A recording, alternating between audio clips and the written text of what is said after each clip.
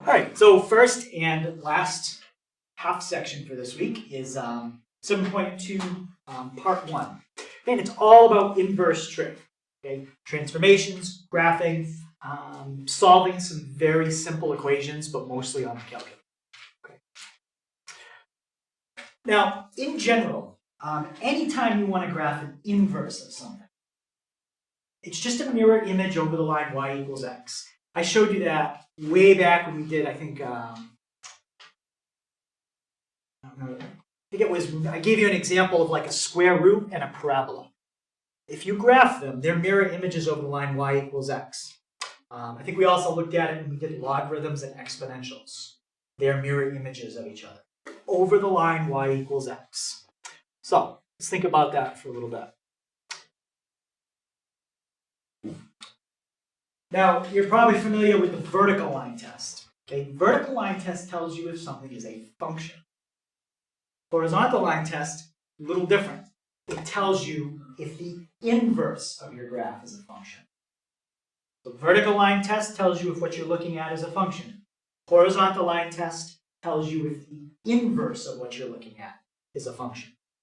So let's think about sine for a second. Here's a picture of a sine wave. If you were to draw a horizontal line there, would it hit the graph more than once? Yes. So what that means is the sine function fails the horizontal line test, which means if you consider the entire function, there is no such thing as an inverse for sine because it fails the horizontal line test. Okay? Well, what we can do to kind of work around that is when we deal with inverse sine, we're just going to look at a certain section.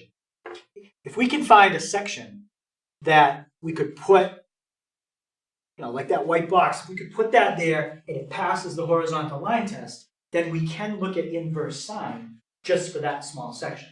And that's exactly what any calculator will do and what all trig books do.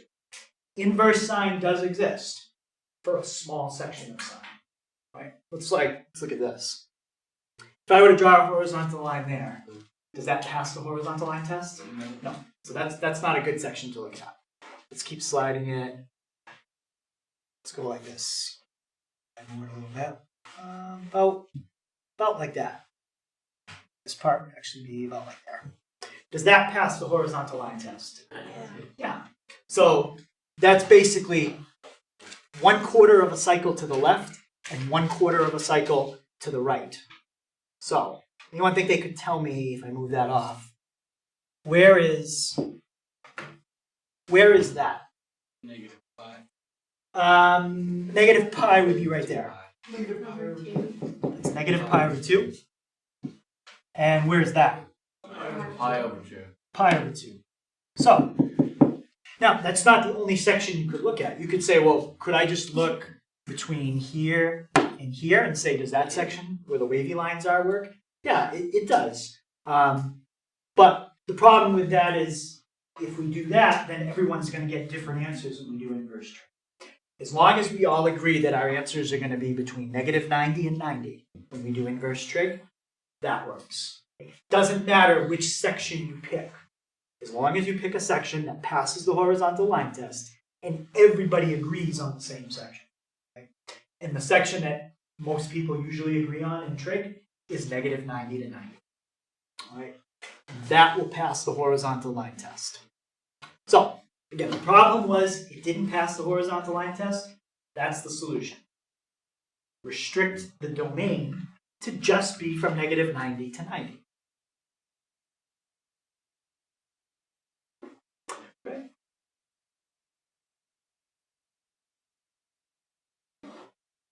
Now, we're going to get to this in a second a little bit more. But I said that an inverse is a reflection over what? Y equals x. Now think about that as an equation. Y equals x. If you knew your domain and your range for your original, and you wanted to figure out the domain and the range of your inverse, what do you think happens? You know the domain and the range of the graph you're looking at, and you want the domain and the range of the inverse of what you're looking at. What do you mean you flip that? Like, you make one. Right, the domain of the original becomes the range in the inverse. The range in the original becomes the domain in the inverse. Why? Because all the x's turn into y's and all the y's turn into x's. Everything basically switches. That's what an inverse does. It changes all your x's to y's and y's to x's. So we'll talk about that a little more, but keep that in mind. Okay? Domain and range of the original switch places in the inverse. So let me show you guys a graph of inverse sine. What it looks like. So I'm going to go second sine x. Now let's think about our window for a little bit. I want to set the domain for inverse sine.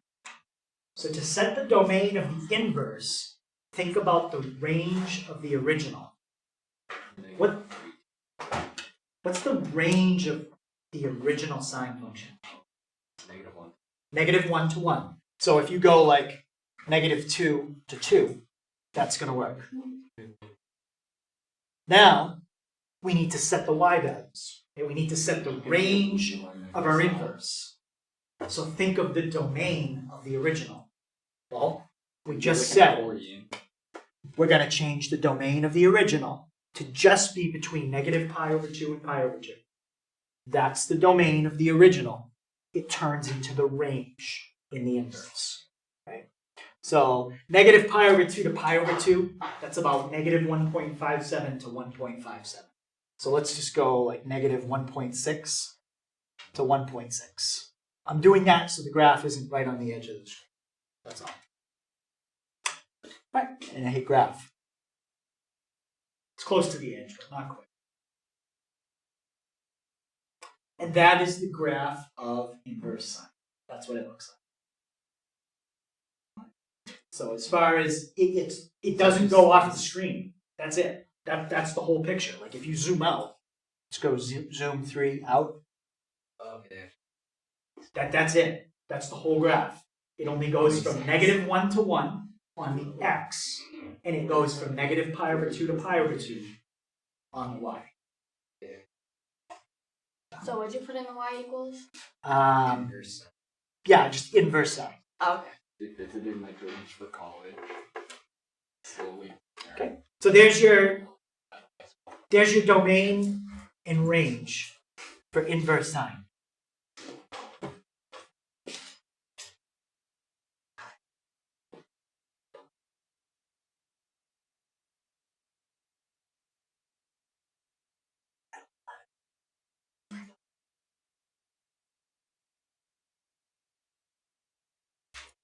So, graph of inverse sine. Remember, inverse is written with a -1. That's all that -1 means. It is not an exponent.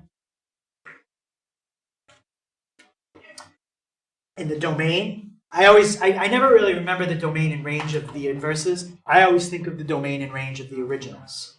So I say, okay, what's the range of the original? How high and low does sine go? Oh, -1 to 1. That's my domain here. Okay. What's my range? Okay, think about sine. We said the domain was -π/2 to π/2. That becomes my range. Okay, so there's your domain and range. Now, inverse cosine. Let's sew up a graph of cosine real quick. We did -π/2 to π/2 because we have the same problem here. Inverse cosine fails the horizontal line test. Would -π/2 to π/2 work here? No. That would give you this kind of like this crest part of the wave. That wouldn't work. So it's still going to be, if you want to think of it in terms of how many tick marks wide, it's going to be 2 tick marks wide. But it's not going to be 1 to the left and 1 to the right. Anybody see what I could do? It's going to be 0 and pi. We could do 0 to pi. Yep. 0 to pi. That's what we're going to restrict the domain of cosine to. The domain is going to turn into the what? It's going to turn into the range. Now, let's look at the range. How high and low does this graph go? -1 and 1. That's the range of the original, which turns into the domain in the inverse. Okay? So inverse cosine, the domain is -1 to 1, and the range is the restriction that we did on the domain of the original, 0 to pi. Now, why did we pick 0 to pi? We wanted to make sure that this graph, what? We had to make sure it passed the horizontal line test. And if you're wondering, well, what's the big deal if it doesn't? The big deal is we would all get different answers when we start doing inverse trig. You might get one answer, I might get a different answer, and it's not that we're wrong, but you decided to use a different section. Well, there's an infinite amount of sections, and we want everyone to come up with the same answer. Okay? Let's think about inverse tangent. Before I graph it, does anybody remember how high and low tangent goes? Yeah, infinitely, up and down. Now, looking at that graph, what kind of asymptotes do you have in it? You have vertical asymptotes in the original. So what kind of asymptotes do you think you would have in the inverse? Horizontal. You're going to have horizontal, right? Because everything switches. So verticals turn into horizontals. Now, it goes up and it goes down forever. That's the range of the original. That becomes the domain of the inverse. Okay, same question I've asked before. Does that pass the horizontal line test? No, it doesn't pass it. So what we got to do is focus on one section. Anybody see what I could focus on here? Same section you focused on the first time. Almost the same section as pi, except as sine. Except -pi/2 to pi/2, I used brackets because I could equal. You cannot equal -pi/2 and pi/2 because there are vertical asymptotes there. So you would have parentheses. All right. So the restriction on the domain is -pi/2 to pi/2. That turns into the range in the inverse. With parentheses, because now your vertical asymptotes that you had at -pi/2 and pi/2 turn into horizontal asymptotes at the same number. So just to kind of show you what this graph would look like. Instead of going up and down forever, it goes left and right forever. With vertical asymptotes at pi/2 and -pi/2. Okay, so any questions on the domain or the ranges of the inverses? Just try to think of the domain and ranges of the originals, and then that gives you the inverses, pretty much. Now, that's going to be important because if I say to you, all right, I want to know what the domain would be if I did a horizontal shift of inverse cosine. Well, let's say you shifted it 1 unit to the right. As long as you know that it started at -1 to 1 and you shift it 1 unit to the right, well, now it's 0 to 2. But if you don't know where it starts, you can't figure out where it's going to shift.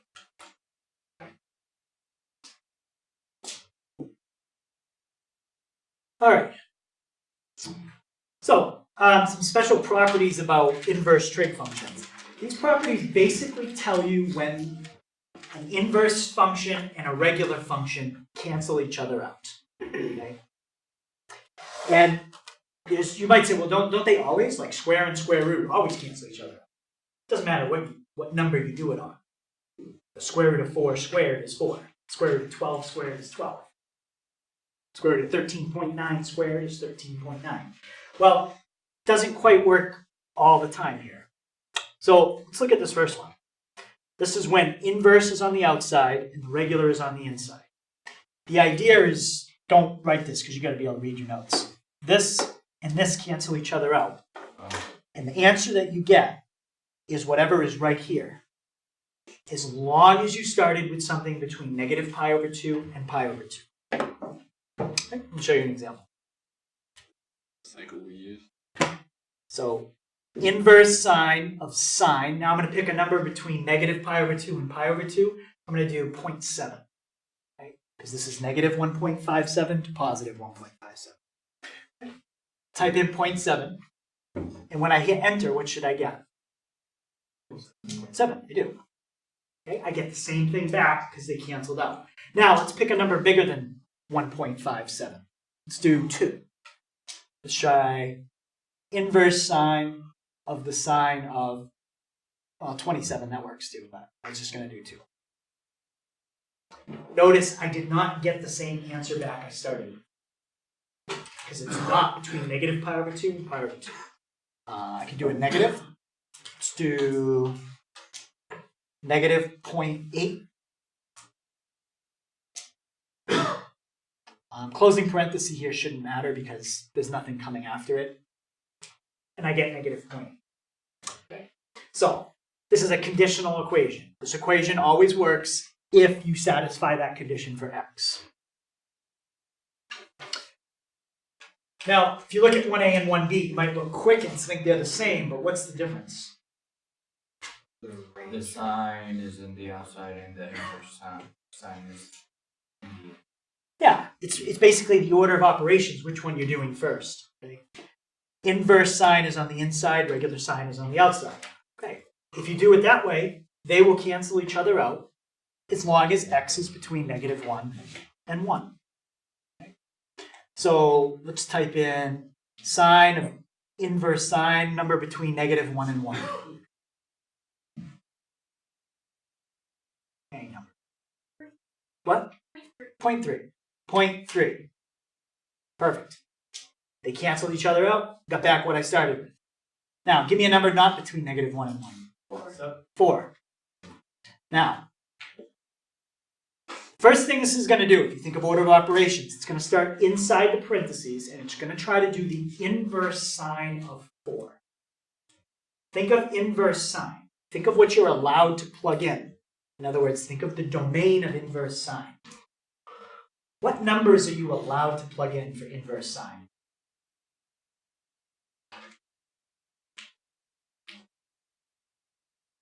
What's the domain of inverse sine? Negative 1 to 1. You're trying to plug in a number you're not even allowed to plug in. So this time, you're not going to get a different answer back. You're not even going to get an answer. You can't do the inverse sine of a number bigger than 1. It doesn't work. Okay? Now, the other case in Formula 1a, it worked. You can do it. You just don't get the same answer back. Right?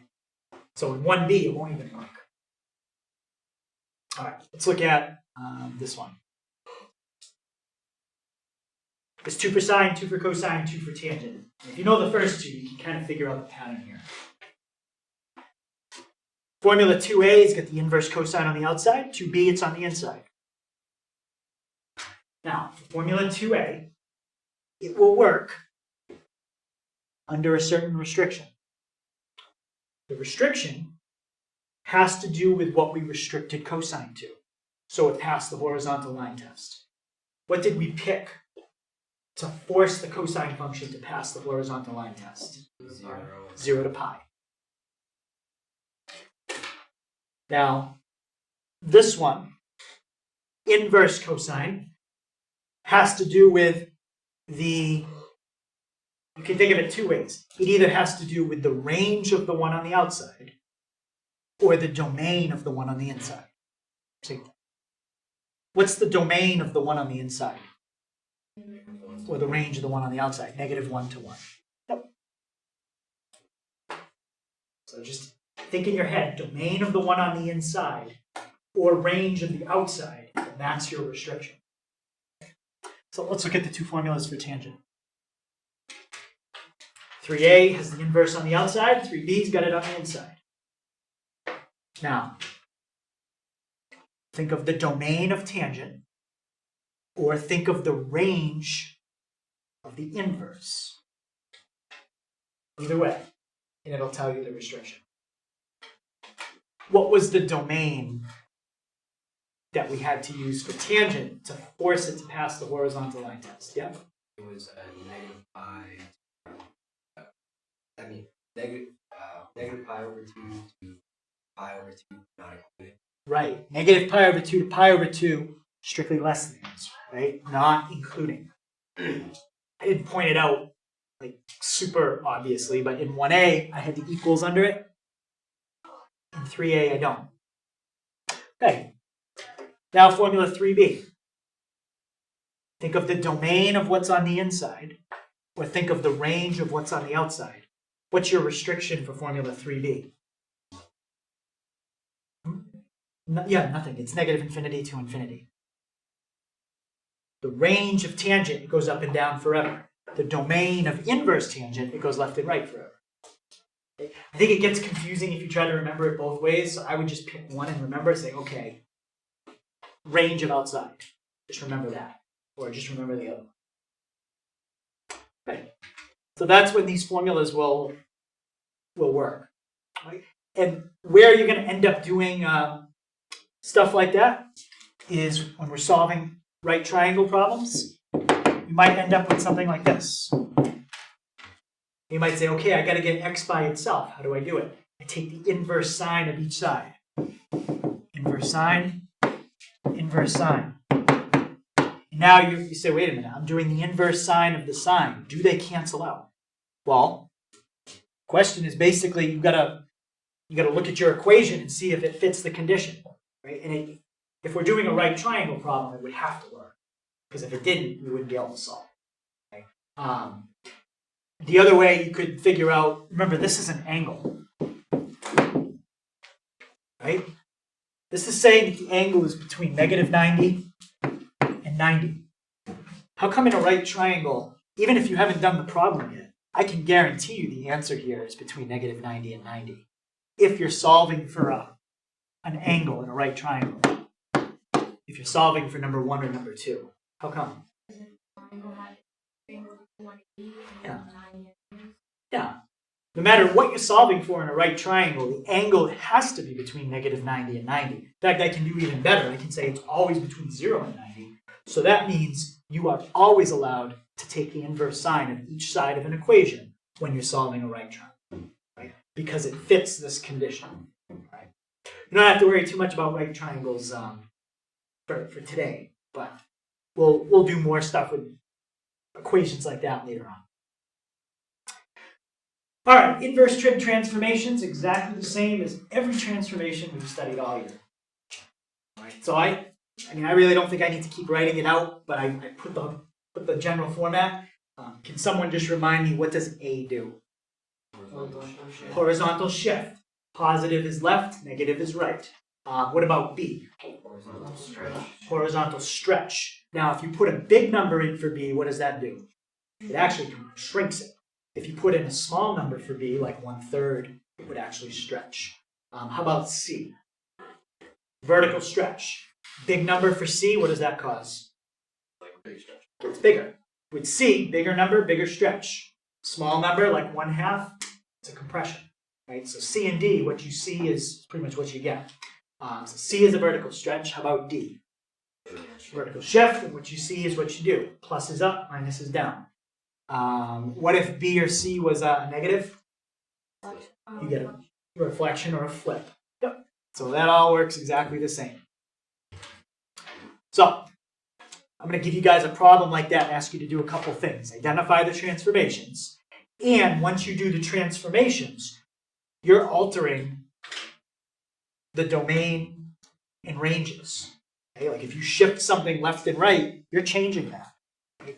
Now, if something went negative infinity to infinity, you can't change that. Like if you flip it, it's still negative infinity to infinity. If you shift it left 2 units, it's still negative infinity to infinity. So that's the only one you don't have to worry about too much. But everything else, you got to be careful when you do a transformation. So,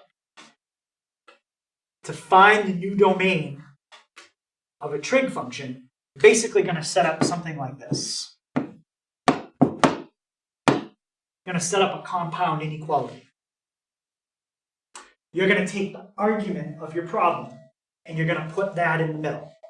What's your argument? Could be something like this. So in this case, if I said to you, find the domain and range of inverse sine 2x plus 3, you'd start with the 2x plus 3 in the middle. And this is where the original is important. Put the original domain on the left and on the right. Low, high. Low on the left, high on the right. And then solve the inequality. So you'd have a number on the left, a number on the right, and 2x plus 3 in the middle. So you'd minus 3 from each part, and then divide everything by 2. But if you don't know the originals, you're going to get stuck. You won't be able to. Right? So that's how you find the domain. To find the range, you have to take into account two things. It's everything outside the argument. Inside the argument is horizontal stuff. Range is vertical stuff. That's outside. So the first thing you take into account is stretches. Then you take into account shifts. What do I mean take into account? Well, let's say you had a range that went from -2 to 2. Just making something up. And you did a vertical stretch by a factor of 3. What would happen to -2 to 2? -6 to -6 to 6. So that's taking into account the stretch. And then let's say you shifted up 1. -5 to 7. All right? Plus 1, plus 1. So -6 to 6, if you shifted up 1, is now -5 to 7. So that's how you figure out the range. Take into account any stretch, then any shift. Right, so I think we are going to do one with transformations in a second. But let's just practice finding the domain and range. Inverse sine 2x. Now, how many transformations are happening here? Just one. So one of these is staying the same because you're only transforming one thing. That 2 is going to affect the domain or the range? It's going to affect the domain. So let's start with the range. Okay? So what I do in my head, I think, okay, range of inverse sine, domain of original. What was the domain of original sine? -pi/2 to pi over 2. All right, -pi/2 to pi over 2. And now, off to the side, what was our domain? It was -1 to 1. It was -1 to 1. So we're going to go like this. I mean, if you know what the 2 is going to do, you can kind of figure it out. But if you don't, this will help you figure it out. Start with the argument in the middle, the original domain on the left and the right, and how would you get x by itself? Divide everything by 2. There's your new domain. -1/2 to 1/2. Now, if you knew that the 2 was a horizontal compression by a factor of 2, you could figure it out that way too. Same thing. So, -1/2 to 1/2. Questions on that? It's not bad. Kind of the same idea. Let's see if we can do this one without doing the compound inequality. There's nothing wrong with this. It works fine. But that's something I kind of do when people are not really familiar with transformations. Kind of takes the thinking of the transformation out of it, right? Because you're just doing a math equation. But this 1/3 is going to do what? Yeah, it's going to stretch out your domain by a factor of 3. So the domain was -1 to 1. Now it would be what? -3 to 3. And if you're looking at that and you're like, I'm not sure how we did that, then go back to the compound inequality. The 1/3 in the middle. Put -1 on the left, +1 on the right, and triple everything. -3 is less than or equal to x, which is less than or equal to 3. Okay, what about my range? -pi/2. Same as the one we just did. Okay, so there's my range. Let's do, we got a lot with sine. Do we do all right, we'll do a cosine next. What's my domain? Well, actually, which one here does not change? Domain, right? We're going to do a shift up too, so leave the domain alone.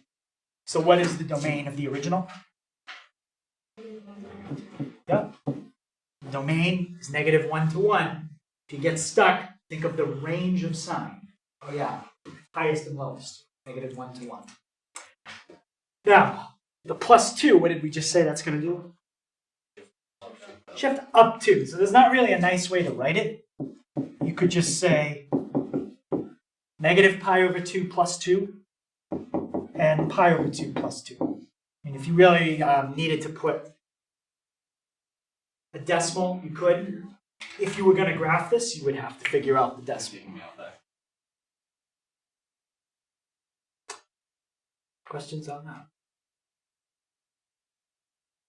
All right, let's do one with cosine.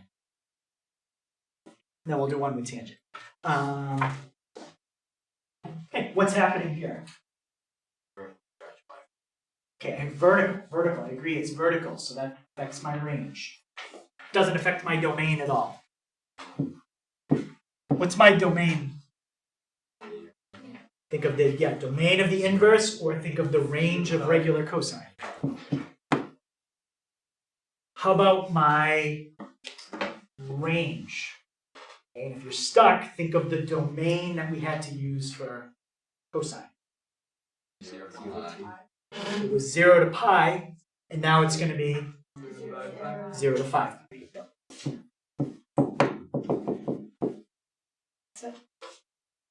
Okay, let's look at this one. Now, one of these you shouldn't even have to think about. You should be able to fill it in. I mean, I could block off this problem, and you could still get the answer right for domain. What's the domain here?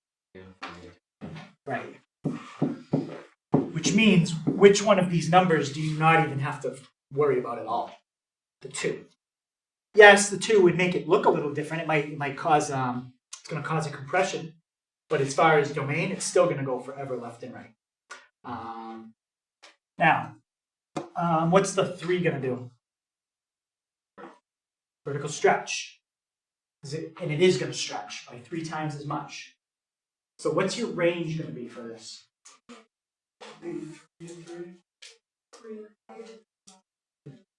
Negative 3 pi over 2 to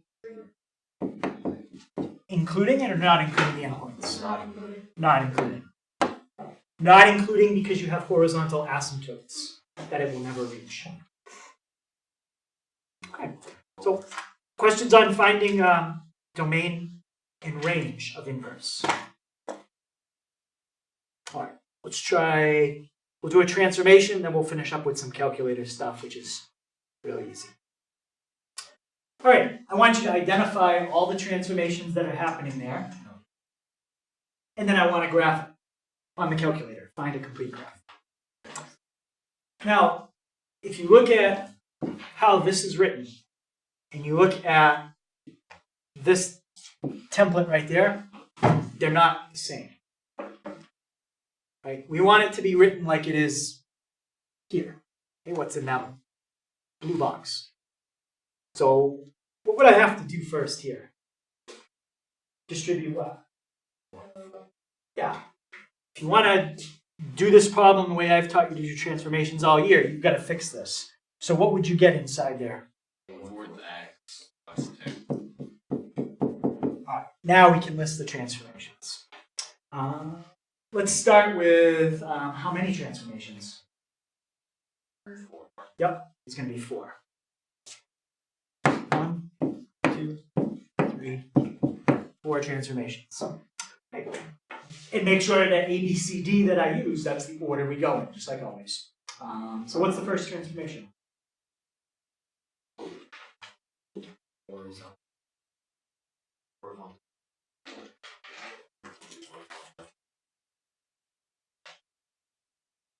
Well, Left 2. Left 2. you always do A first. What's A? Shift. Shift. In this case, shift which way and how much? Left 2. So that's all you have to say. You can say horizontal, but if you say left, I know left means horizontal. So shift left 2. You got taken care of that. What's the next number we have to focus on? 1/4. The 1/4. So there's a couple ways you can say it, but you got to say it right. So what's the 1/4 going to do? Stretch by how much? By a factor of Yep, you could say stretch by a horizontal stretch by a factor of 4, or it would be kind of weird, but you could it's almost like saying a double negative. You could say compress by a factor of 1/4. If you compress by 1/4, that's kind of like saying move down -2. That's kind of weird, even though you could say it. Down a negative really means up.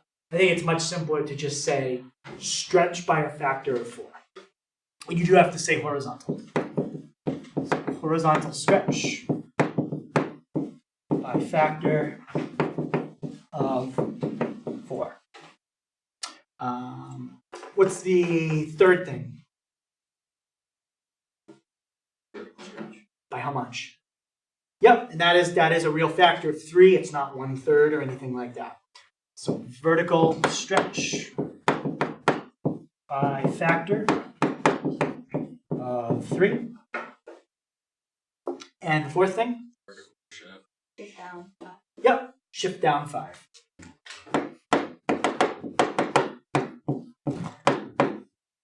Okay, so let's see if we can find a complete graph of that. Probably the hardest thing is just typing all that in. So we've got 3 inverse sine, and it's a lot easier if I don't have to use fractions, so I'm going to do 0.25x.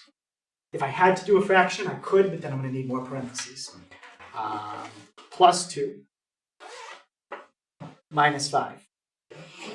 Okay, let me think for a second about my domain.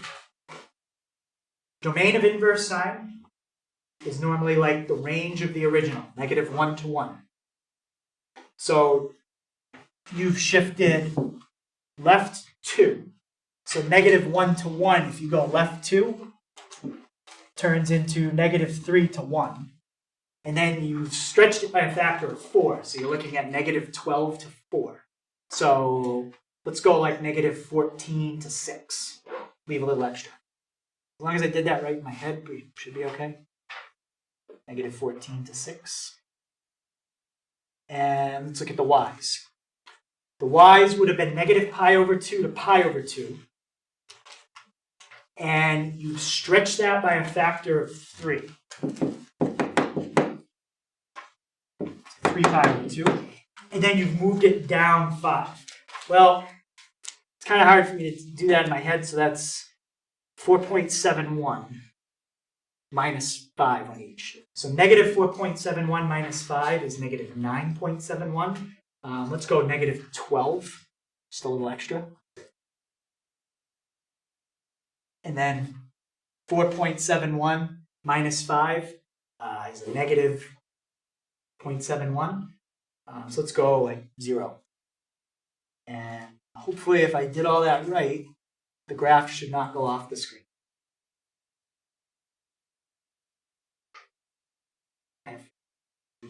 Truly beautiful. Okay. Worth all the work. So there is a complete graph, and this by no means is the only window you could use. Okay? Just need a window that doesn't cut the graph off. That's all. I did a little extra on the right. I did way more than I needed to. I don't know why if I messed You up. forgot to subtract it. Oh, I forgot to subtract? Okay. Maybe I said it, but I didn't do it. I don't know. So that's -14. Oh, I didn't do 6 minus whatever I was supposed to do. -2 or no. Okay, but I could have taken a couple units off the x max. Any questions on that? All right. So, last thing, I think we've done some kind of like this before, but just practice typing in some problems like this on the calculator. Okay. First of all, when I type in inverse sine of 0.5 and hit enter, I'm going to get a number. What does that number represent? Like what is inverse trig always used to figure out? An angle. It's always used to find an angle. That means I can choose what mode to be in unless they say write your answer in degrees or write your answer in radians. Okay? They don't say. So let's do it in radians. And let me show you what happens. I would not want you to write this as an answer. I don't like that number. That number is something. It's a fraction with pi. But there's no way the calculator can convert that. Like you can go to math and you can try to convert to a fraction. It can't do it. It can do regular fractions, but it can't do fractions with pi. So what do you think another way I could do this problem is? Still using the calculator. Do it what? In degrees. Yeah, let's do it in degrees. A lot of times, if you do something in degrees first, right, you'll get a nice answer. Not always, but with 0.5 you will. Sometimes you won't get a nice answer no matter which way. But this you get a nice answer in degrees. So that's 30 degrees. Which now, I can convert that to radians by hand. And that is pi over 6. You multiply by pi and you divide by 180. Now let's check it. We were supposed to get 0.52359. Look at pi divided by 6. 0.52359. That's the answer I'd be looking for on a test in radians. Pi over 6. Not 0.52359. So the trick is, do it in degrees first. Change it to radians by hand. Now, if it's a messy number, like if I said do inverse sine of 0.47, that's not going to come out nice no matter which way. So I would be okay with a decimal. But angles that are multiples of 30 or 45, I would always be looking for fractions with pi. Okay? So check the answer in degrees first. All right, so this is one that I know, negative 0.7, that's not going to come out nice. So we can try it both ways, but let's just write down what we got. Inverse sine, negative 0.7. I don't know if I mentioned it today, but remember you press second sine. That's how you get to inverse. Okay, so you get negative 44.23 degrees. This time use the approximately equal because you rounded it. Or, if you want it in radians, don't multiply by pi and divide by 180 here. Just because that's a rounded answer. Just type the problem in again and change the mode to radians. And as radians, it's about negative 0.78. 0.78. Remember, you do not need to put a label, RAD. We don't do that. But on degrees, you do. Okay, questions on that one? Okay, let's try inverse sine 1.2. Any thoughts before I type it in? What? 13? Say bigger than 60. Bigger than 60? Bigger than 9. What did we say? What's the domain of That's not inverse? great. What's the domain of inverse sine? It's not in the domain. The domain of inverse sine is the range of the original, negative 1 to 1. You can't plug in something bigger than 1. If you try, you get an error. If you wanted to think about this in terms of a triangle, remember sine is opposite over hypotenuse. Okay. Opposite over hypotenuse. If you get a fraction bigger than 1, you're saying that the opposite side is bigger than the hypotenuse. There's all kinds of connections here that make it doesn't make sense. You can't have an opposite side bigger than the hypotenuse. If you think of it graphically, the graph doesn't go to 1.2. It only goes to 1. So what you're trying to figure out here graphically is where a horizontal line at 1.2 would hit your graph. It never would. Okay, so there's all kinds of reasons why this doesn't work. But the bottom line is there's no solution. There's no solution. Now remember, this number, 1.2, that's not a degree, that's not a radian. 1.2 it's just the number 1.2. It has no label at all. The answer that you get when you hit enter is what has the label, degrees or radians. Okay? But that number it's just it's a pure number. It's basically a number like this: 12 inches divided by 4 inches. Well, what's the label when you divide that out? Nothing. It's just 3. Label cancels. Okay? So there's no label on this number at all, basically for that kind of reason. Any questions on that? Okay, so that's what I want to take a look at with inverse trig. So a little bit about domain and range, a little graphing, transformations. Is there any questions on how you do inverse cosine or inverse tangent with the calculator? It's pretty much the same thing. You just press second and press a different button. That's all.